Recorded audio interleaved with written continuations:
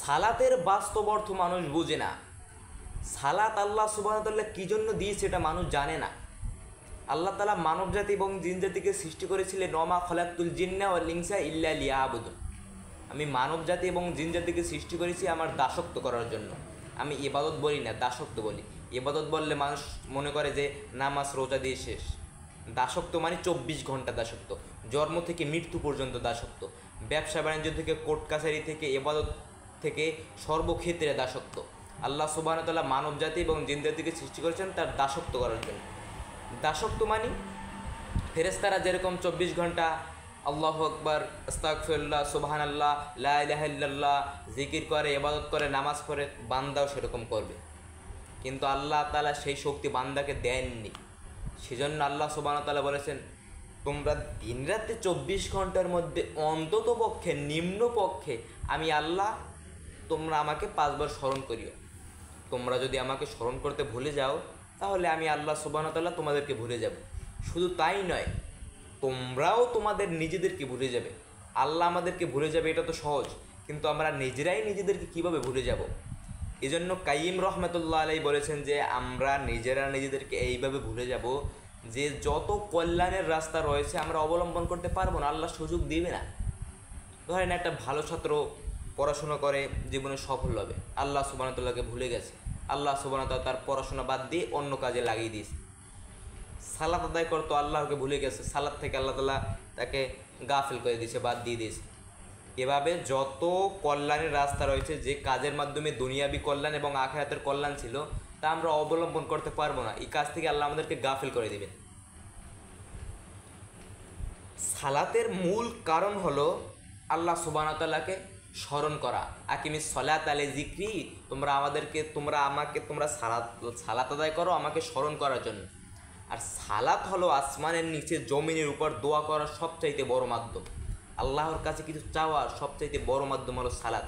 সালাত ছাড়া অন্য কোনো উপায় আল্লাহ পৃথিবীতে দেননি। রাসূল কারীম সাল্লাল্লাহু আলাইহি ওয়াসাল্লাম যখনই কোনো বিপদে পড়তেন বাদালাইলা সলাতে দাঁড়িয়ে যেতেন দোয়া করার জন্য। ইব্রাহিম আলাইহিস সালামের স্ত্রী যখন বিপদে পড়লেন জালেম বাদশার দরবারে, তার অনিষ্ট থেকে, তার অত্যাচার থেকে, তার খারাপ থেকে বাঁচার জন্য কি করলেন? সলাত আদায় করতে চাইলেন, দোয়া করতে চাইলেন। দোয়া করার জন্য কি করলেন? সলাতে দাঁড়িয়ে গেলেন। রাসূল কারীম সাল্লাল্লাহু আলাইহি ওয়াসাল্লাম জানেন যে একটা মৃত্যু ব্যক্তি মারা গেলে তার জন্য দোয়ার ব্যবস্থা করতে হবে। একজন মানুষ মারা গেলে তার জন্য দোয়ার ব্যবস্থা করতে হবে না? অবশ্যই দোয়ার ব্যবস্থা করতে হবে। এই জন্য আল্লাহ এবং তার রাসূল দিলেন কি? জানাজার সলাত। জানাজা মানে লাশ, সলাত মানে দোয়া, লাশের জন্য দোয়া। এবার আল্লাহু আকবার বলে সূরা ফাতিহা শুরু হলো, তারপর দুরূদ শরীফ, তারপর মৃত্যু ব্যক্তির জন্য দোয়া, আল্লাহুম্মা গফির লি হাইয়িনা ওয়া মাইয়িতিনা ওয়া শাহিদিনা ওয়া গায়বিনা ওয়া সগীরিনা, লম্বা দোয়া। তারপর নিজেদের জন্য দোয়া, তারপর সালাম। এরপর সালাত আদায় করার পর এখন আমরা জানি না যে সালাত মানে দোয়া। এই জন্য এই অজ্ঞতার কারণে, এই জাহেলিয়াতের কারণে আমরা বলে বসলাম আচ্ছা ঠিক আছে চলো সালাত তো শেষ হয়ে গেছে, এবার চলো মৃত্যু ব্যক্তির জন্য তার কবরের পাশে দাঁড়িয়ে দোয়া করি। আসে না নাই? তাহলে এটা কি ছিল? এটাই তো ছিল দোয়া। আল্লাহ হি আল্লাহর কসম, আল্লাহ হি আল্লাহর কসম, আল্লাহ হি আল্লাহর কসম। আল্লাহর রাসূলের মৃত্যুর পর থেকে নিয়ে কিয়ামত পর্যন্ত যত আলেম আসবে, যত মাওলানা আসবে, যত হুজুর আসবে, যত পণ্ডিত আসবে, সকলে মিললে যদি একসাথে বসে মৃত্যু ব্যক্তির জন্য দোয়া বানাতে শুরু করে, তাহলে আল্লাহর রাসূল জানাজার সালাতে যে দোয়া শিখিয়ে দিয়ে গেছেন তার চাইতে ভালো দোয়া বানাতে পারবে না, তার চাইতে ভালো দোয়া বানাতে পারবে না, তার চাইতে ভালো দোয়া বানাতে পারবে না। কারণ ওই দোয়া কে শিখিয়ে দিয়েছে আমাদেরকে? আল্লাহর রাসূল। আর তাকে শিখিয়ে দিয়েছে কে? আল্লাহ সুবহানাহু ওয়া তাআলা। এবার মানুষ জানে না সালাত মানে দোয়া। আমরা যখন সালাতে দাঁড়াই তখন সানা, তারপর আল্লাহর প্রশংসা, তারপর নিজেদের জন্য কিছু দোয়া, তারপর রুকু, আল্লাহর বরত্ব, তারপর সেজদা, আল্লাহর মহত্ব। সেজদায় গিয়ে আল্লাহর বান্দা এতটা নিকটবর্তী হয়, পৃথিবীতে আর কোনো ইবাদত নেই যে ইবাদতের মাধ্যমে আল্লাহ সুবহানাহু ওয়া তাআলার বান্দা এতটা নিকটবর্তী হয়। তারপর সালাম মানে কি শেষ হয়ে গেল? দোয়া শেষ হয়ে গেল। এরপর আমরা যদি হাদিস গ্রন্থগুলো খুলি তারপর দেখতে পারবো, তারপর সালাত মানে দোয়া, তো দোয়া তো শেষ হয়ে গেল। আপনি সেজদায় গিয়ে কোরআনের আয়াত বাদ দিয়ে যত দোয়া আপনার মুখস্থ সব দোয়া করতে পারবেন। সালাম ফিরানোর আগে আপনার যত দোয়া মুখস্থ সব দোয়া করতে পারবেন। এর মানে সালাত শেষ মানে দোয়া করা শেষ। এবার আপনি যদি আবার বলেন যে দোয়া হয়নি, তাহলে দোয়া করতে হবে, তাহলে আপনাকে আবার শিখতে হবে সালাত কাকে বলে, সালাত কী জন্য আল্লাহ সুবহানাহু ওয়া তাআলা দিয়েছে। বুঝে আসছে না আসে নাই? আপনি তো জানেন না যে সালাত মানে দোয়া। আপনার কাছে বিপদের সংবাদ এলো যে আপনার ছেলে অ্যাক্সিডেন্ট করেছে, তো আপনি তো জানেন না কোনো দিন যে সালাত মানে দোয়া। আপনি তো জানেন যে রুকু সিজদা ঢক ঢক তারপর শেষ, তারপর দোয়া তো হয় সালাতের পরে। তো আপনার কাছে দুঃসংবাদের সংবাদ এলো, তারপর আপনি হুজুরের কাছে চলে গেলেন দোয়া চাওয়ার জন্য, বা কিছু লোককে বললেন দান সদকা করতে। আপনি যদি জানতেন যে সালাত মানে দোয়া, তাহলে আপনি কি করতেন? আপনি আপনি উজু করে 2 রাকাত সালাত আদায় করতেন। বিপদের সংবাদ শোনা মাত্রই এমপির কাছে ফোন দেওয়ার দরকার নাই, ওসির কাছে ফোন দেওয়ার দরকার নাই। বিপদের সংবাদ শোনা মাত্রই আল্লাহ সুবহানাহু ওয়া তাআলার কাছে কল দেন, 2 রাকাত সালাত আদায় করে।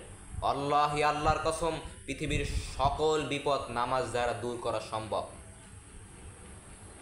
আল্লাহ সুবহানাহু ওয়া তাআলা আমাদেরকে বোঝার মতো তৌফিক দিক এবং দৈনিক 5 ওয়াক্ত সালাত আদায় করার তৌফিক দিক।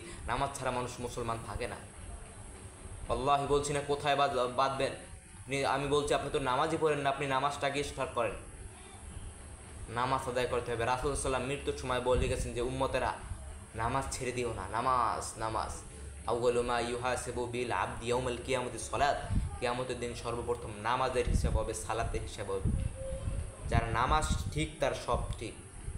আপনার হজ আছে, দান সদকা আছে, কিন্তু আপনার নামাজ নেই, তাহলে আপনার ওই হজের নেকি, দান সদকা নেকিটাকে আল্লাহ সুবহানাহু ওয়া তাআলা কেটে দিবেন। আল্লাহ রাসূল সাল্লাল্লাহু আলাইহি ওয়াসাল্লাম বললেন, যার হজ কবুল হয়ে গেল, সে হয়ে গেল সেই দিনের মতো যেদিন তাকে তার মা জন্ম দিয়েছে, নিষ্পাপ হয়ে গেছে। তো আপনি হজ করে আসলেন কিন্তু নামাজ আদায় করেন না, তাহলে ওই হজের নেকিটাকে আল্লাহ তাআলা কী করবেন? কেটে দিবেন। দান হলো এমন একটা ইবাদত যে সব কিছু ঠেকিয়ে দিতে পারে। কবরের শাস্তি মাপ। মায়ের নামে 3000 টাকা দান করলাম, কবরের শাস্তি মাপ। দান করেছে কিন্তু নামাজ পড়ে না, তাহলে দানের নেকিটাকে আল্লাহ তাআলা কেটে দেবেন। বুঝে আসছে না আসে নাই? নামাজ হলো এমন একটা ইবাদত যে সব অবস্থায় পড়তে হয়। এই মানুষের কোনো সহজ হিসাব বোঝে না। উজু করে সালাত আদায় করতে হয়, তো পানি নেই, তো তাইমুম করে পড়ো। মাটি নেই, তো উজু ছাড়াই নামাজ পড়ো। কেবলার দিকে মুখ করে নামাজ পড়তে হয়, কেবলা বুঝে যায় না, তাহলে এমনিতেই পড়ো। ভালো কাপড় চোপড় পরে নামাজ আদায় করতে হয়। ভালো কাপড় চোপড় নিতে যেটাতে প্রস্রাব পায়খানা লেগেছে ওটা পরেই পড়ো। তো এই একটাও নি উলঙ্গ হয়েছে, ওই অবস্থাতেই পড়ো। দাঁড়িয়ে সালাত আদায় করতে হয়, দাঁড়িয়ে থাকা যায় না, বসে পড়ো। বসে থাকা যায় না, শুয়ে পড়ো। নামাজ হলো এমন একটা ইবাদত যে মানুষের কোনো সহজ হিসাব বোঝে না। আব্বু সালাত আদায় করো, পরিবারকে জাহান্নামের আগুন থেকে বাঁচাও। রাসূল কারীম সাল্লাল্লাহু আলাইহি ওয়াসাল্লাম ইশার সালাতের আগে ঘুমানোকে অপছন্দ করতেন, ইশার সালাতের পরে কথা বলাকে অপছন্দ করতেন, ঘৃণা করতেন। বাড়িতে জরুরি আদেশ জারি হবে, ইশার সালাতের আগে কেউ ঘুমাতে পারবে না, ইশার সালাতের পরে কেউ গল্পগুজব কথাবার্তা বলতে পারবে না। রাত 12টার সময়তে ছেলে জানি কোত্থেকে আসলো, এসে বলল যে মা দরজা খুলে বলছে যে আব্বু আব্বু তোমার জন্য ভাত তরকারি শুকিয়েছে, টানিয়ে রেখেছে, আব্বু তুমি খেয়ে নাও। মা একবার জিজ্ঞেস করলো না যে কোথায় গিয়েছিলি এত রাতে কেন? জি না, ও মা না। আল্লাহ সুবহানাহু ওয়া তাআলা আমাদেরকে বোঝার মতো তৌফিক দিক। সালাত আদায় করতেই হবে, বেঁচে আছি মানে সালাত আদায় করতেই হবে। ছোট ভাই আমার, বড় ভাই আমার, প্রতিজ্ঞা কর। বাবা মারা যাবে, মা মারা যাবে, পৃথিবী লণ্ডভণ্ড হয়ে যাবে, ভূমিকম্প হবে, বেঁচে আছে মানে ফজরের 2 পড়তেই হবে, বেঁচে আছে মানে জোহর আসর মাগরিব এসা পড়তেই হবে। আল্লাহ সুবহানাহু ওয়া তাআলা বোঝার মতো তৌফিক দিক। ওয়া আখিরু দাওয়ানা আলহামদুলিল্লাহি রাব্বিল আলামিন।